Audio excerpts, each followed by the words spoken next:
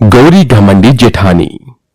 अरे शिल्पा, तुम यहाँ क्या कर रही हो? जाओ जाकर अपनी जेठानी के लिए कुछ गर्मा गर्म पका कर लाओ। जी माँ जी, अभी जाकर लाती हूँ।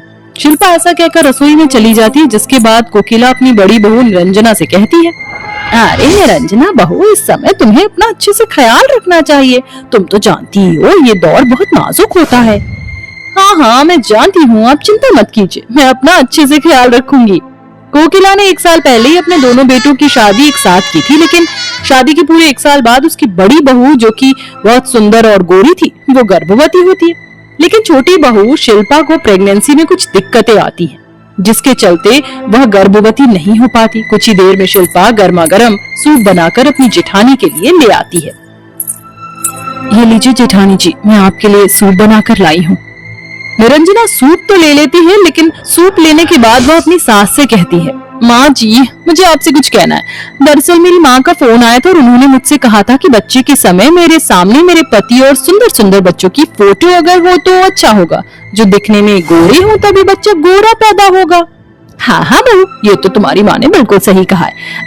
चिंता मत करो, कल ही मैं तुम्हारे कमरे में चारों तरफ गोरे बच्चों की फोटो लगवा दूंगी। हाँ हाँ, ये तो ठीक ही है, लेकिन अगर आप शिल्पा को भी मुझसे थोड़ा दूर रखो तो अच्छा होगा। कहीं शिल्पा के काले रंग का परछावा मेरे होने वाले बच्चे के ऊपर ना पड़ जाए। ये सुनकर शिल्पा को थोड़ा बुरा लगता है। कोकिला शिल्पा की तरफ देखकर कहती है, शिल्पा, कल से तुम निरंजना के आसपास मत जाना। ऐसा कहकर कोकिला वहाँ से चली जाती है, जिसके बाद बेचारी शिल्पा मायूस होकर कमरे से बाहर निकल जाती है। तभी उसे बाहर कोकिला मिल जाती है और उससे कहती है, अरे बहू, मुझे माफ करना, मैं ऐसा चाहती तो नहीं थी, लेकिन तुम तो जानती हो हमारे घर का ये पहला बच्चा होगा और मैं कुछ भी ऐसा नहीं चाहती जिससे बड़ी बहू को तकलीफ हो।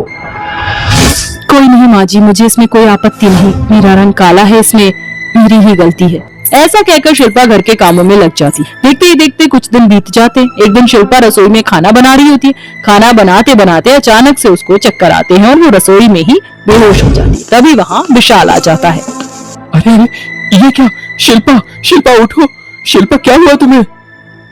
शिल्पा को इस हालत में देखकर विशाल बहुत ज्यादा घबरा जाता है। वो उसे अपनी गोदी में उठाकर फौरन हॉस्पिटल ले जाता है, जहां शिल्पा का टेस्ट होता है। टेस्ट होने के बाद डॉक्टर विशाल के पास आते हैं और उससे कहते हैं, अरे मुबारक हो, आपकी पत्नी माँ बनने वाली है। डॉक्टर की बात सुनते ही विशाल बहुत खुश हो जाता है और अपनी पत्नी शिल्पा के पास पहुंचकर उसे गले से लगाकर कहते हैं, मुबारक हो तुम्हें, तुम माँ बनने वाली हो और मैं पिता बनने वाला हूँ। आखिरकार तुमने मुझे ये दिन दिखाई दिया। विशाल तो बहुत खुश होता है, लेकिन जब वह अपनी पत्नी को वापस घर लाकर घर के सभी सदस्यों को इसके बारे में बताता है तो सभी लोग इस बात को नजरअंदाज कर देते हैं। अरे तो क्या हुआ, सिर्फ और सिर्फ गर्भवती ही तो हुई है, कौन सा तीर मारा है? अब मुझे ही देख लो, मेरा दूसरा महीना चल रहा है। वैसे भी इसका तो हमेशा का ही है, देख लेना, आज तो गर्भवती हो गई, लेकिन कुछ दिन में ही इसकी तबीयत खराब हो जाएगी और सब कुछ खत्म हो जाएगा। ऐसा कहकर कोकिला वहां से चली जाती है। देखते ही देखते कुछ महीने बीतने लगते हैं। बेचारी शिल्पा का पेट कुछ ही दिनों में निरंजना के पेट से भी ज्यादा बड़ा दिखने लगता है, जिसके चलते निरंजना को अजीब सा लगता है और वह अपनी सास से कहती है, जरा मेरी देवरानी का पेट तो देखो माँ जी, ऐसा लग रहा है जैसे पेट के अंदर ईंट पत्थर भर लिए। अरे दिखा लो डॉक्टर को, ये हकीकत में गर्भवती है भी या नहीं। ये सब विशाल सुन लेता है। जब से शिल्पा के गर्भवती होने का पता चला है, मैं एक बार भी उस डॉक्टर के पास चेकअप करवाने नहीं लेकर गया हूँ। चलो शिल्पा, आज मैं तुम्हें डॉक्टर के पास चेकअप के लिए लेकर जाऊंगा। विशाल अपनी पत्नी शिल्पा से बहुत प्यार करता था। उसे शिल्पा के रंग रूप से कोई मतलब नहीं था, क्योंकि उसे शिल्पा का व्यवहार बहुत भाता था। वह शिल्पा को डॉक्टर के पास लेकर जाता है, जहाँ के पेट का एक्सरा होता है, जिसे देखकर डॉक्टर विशाल से कहता है, अरे तुम्हारी पत्नी को तो जुड़वा बच्चे होने वाले हैं, आज से तुम्हें उसका थोड़ा अच्छे से ख्याल रखना होगा। ये सुनकर विशाल बहुत खुश होता है और अपनी पत्नी शिल्पा को ध्यान पूर्वक वापस घर ले आता है। वह घर के सभी सदस्यों को इसके बारे में बताता है। माँ, जानती हो आप, शिल्पा को जुड़वा बच्चे होने वाले हैं। डॉक्टर ने कहा है कि उसका अच्छे से ख्याल रखना है। अरे तो क्या हुआ, बच्चा ही तो है, तेरी भाभी को भी होने वाला है। क्या तूने कभी उसके बारे में सोचा? शिल्पा को बोल जल्दी से कुछ बनाकर तेरी भाभी को खिला देगी, उसने सुबह से कुछ नहीं खाया है। कोकिला ऐसा कहकर चली जाती है, जिसके बाद विशाल खुद ही रसोई में जाता है और अपनी पत्नी के साथ अपनी भाभी के लिए भी खाना बनाता है। उसके बाद वह खाना ले जाकर अपनी भाभी को सबसे पहले देता है और उसे शिल्पा के जुड़वा बच्चे के बारे में बताता है। ये सुनकर निरंजना अंदर ही अंदर जलने लगती है। विशाल उसे खाना देने के बाद अपनी पत्नी शिल्पा को खाना खिलाने पहुंच जाता है। अजी, आपको ये सब करने की क्या जरूरत थी? मुझसे कह दिया होता, मैं खुद ही बना देती। अरे तुम मेरे बच्चों को जन्म देने वाली हो, अब मैं तुम्हारा ख्याल भी न रखूं? हाँ, ये सुनकर शिल्पा बहुत खुश होती है, लेकिन तभी वहाँ निरंजना आ जाती है। अरे देवरानी, तुम यहाँ मेरे देवर से सेवा करवा रही हो? क्या तुम्हें मेरी जरा भी परवाह नहीं है? कहिए दीदी, आपको क्या चाहिए? मैं अभी दे देती हूँ।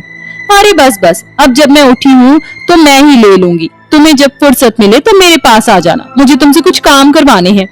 ऐसा कहकर निरंजना वहां से चली जाती, जिसके चलते शिल्पा ये सब सुनकर अपना खाना भी अधूरा छोड़ देती है और निरंजना के काम करने पहुंच जाती है। वहीं निरंजना अपने मन ही मन सोचती है, इसको जुड़वा बच्चे क्यों हो रहे हैं? इससे अच्छा तो कोई हादसा हो जाए जिसके चलते इसके दोनों बच्चे इसके पेट में ही मर जाएं।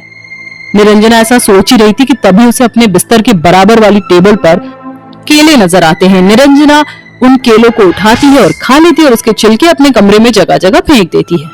बेचारी मेरे कमरे में मेरी मदद करने आई थी, लेकिन अब मेरे कपड़े अलमारी में लगाते लगाते इसका पैर इस केले के छिलके पर पड़ेगा और ये फिसल कर गिर जाएगी, जिसके चलते इसके दोनों बच्चों से छुटकारा मिल जाएगा।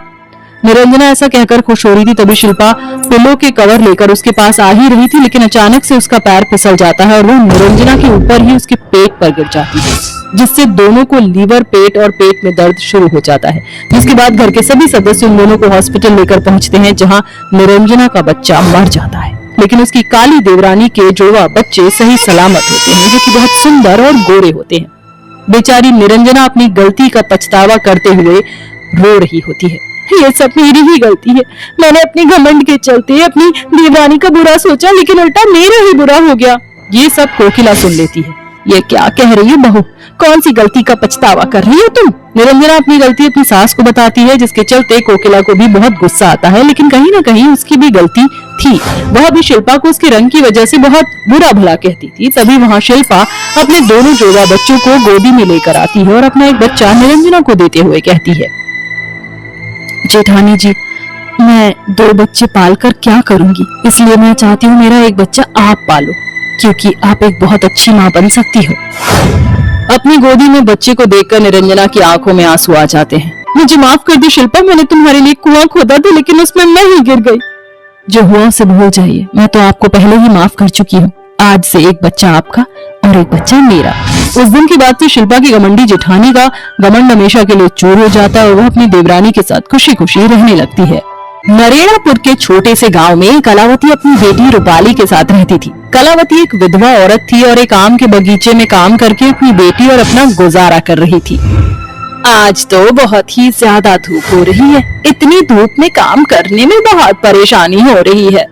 अरे क्या धीरे धीरे लगे हुए हो, जल्दी जल्दी काम करो, शाम तक सारा का सारा काम हो जाना चाहिए। मुंशी के ऐसा कहने के बाद कलावती जल्दी जल्दी काम करने लगती है। देखते ही देखते शाम हो जाती है। अरे शाम के 6 बज गए हैं, चलो बहन चलते हैं और अपनी आज की दिहाड़ी ले लेते हैं। हाँ बहन चलो चलते हैं।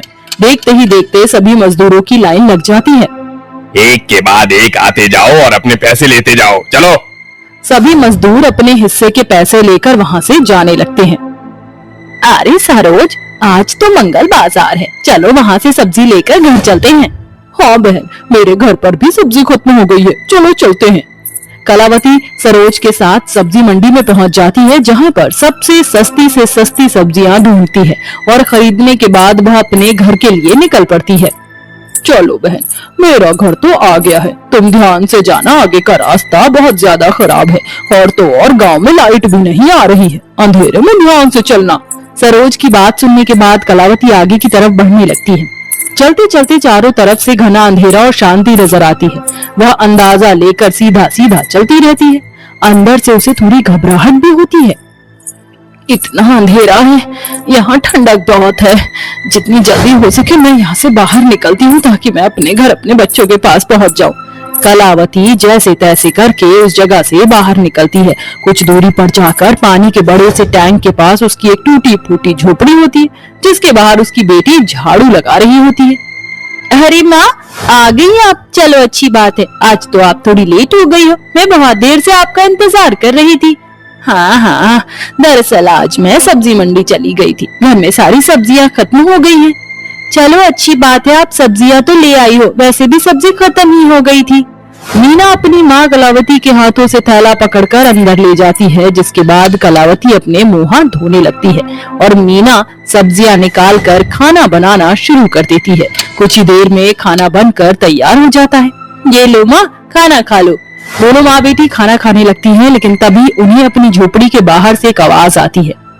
अरे कौन रहता है यहाँ? बाहर निकलो जरा। कलावती अपना खाना छोड़कर बाहर निकलती है। हाँ, क्या बात है, आप लोग कौन हो? देखिए, ये जगह सरकारी जगह है, आप यहाँ नहीं रह सकती हो। आपको ये जगह खाली करनी होगी। मैं यहाँ कई सालों से रह रही हूँ, आज तक यहाँ कोई नहीं आया और फिर मैं यहाँ से कहाँ जाऊंगी? मेरी बेटी और मेरा इस जगह के अलावा और कोई ठिकाना नहीं है। देखो, हम कंस्ट्रक्शन वाले हैं, हमें ये जगह खाली चाहिए ताकि हम यहाँ इस छोटे पानी के टैंक को बड़ा बना सके।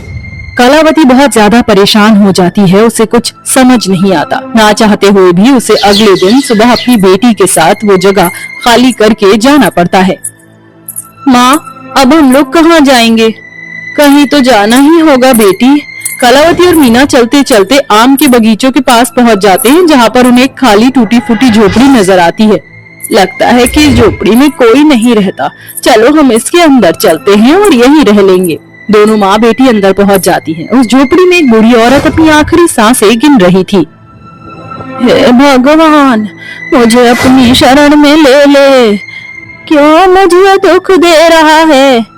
माँ जी, आपको क्या हुआ है और आप इस तरह भगवान को याद क्यों कर रही हो? चिंता मत करो, आप बिल्कुल ठीक हो जाओगी। तुम कौन हो और यहाँ क्या कर रही हो? खैर, जो भी कोई हो, मुझे लगता है कि ये मेरी आखिरी वार्तालाप है। जाने से पहले मैं तुम्हें एक सच बताना चाहती हूँ। क्या बताना चाहती हो आप? बताओ। ये जो आम का बगीचा है, ये कोई मामूली बगीचा नहीं है, ये एक जादुई बगीचा है। क्या कहा? जादुई बगीचा है? मैं कुछ समझी नहीं। ये मेरा पुश्तैनी बगीचा है। इस बगीचे में सदाबहार आम लगे रहते हैं। इसकी मालकिन तुम हो। इसकी अच्छे से देखभाल करना। इतना कहने के बाद वैजयंती अपनी आखिरी सांस छोड़ देती है और भगवान को प्यारी हो जाती है, जिसके बाद कलावती उसका अंतिम संस्कार करती है। जिसके बाद कलावती आम के बगीचे में जाती है और बगीचे में लगे आमों को देखकर सोचती है, इतने सारे रसीले आम हैं यहाँ, लेकिन वो बूढ़ी औरत, उस बूढ़ी औरत का इस दुनिया में क्या कोई नहीं था?